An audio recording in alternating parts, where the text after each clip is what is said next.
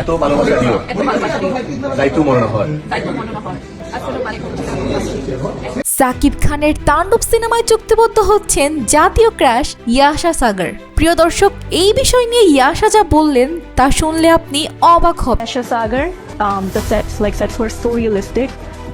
Recent একটি সাক্ষাৎকারে এই বিষয় নিয়ে একটি ক্লিয়ার ধারণা দিয়েছেন কানাডিয়ান এই মডেল ইয়াশা সাগর। ইয়াশা সাগরকে তো আমরা সকলেই চিনি, কারণ তিনি বাংলাদেশ বিপিএল এর চিটাগাং কিংস এর হোস্ট হলেও পুরো বাংলাদেশে তাক লাগিয়ে দিয়েছিলেন তার রূপে। Kela oibu, deha oibu selfie.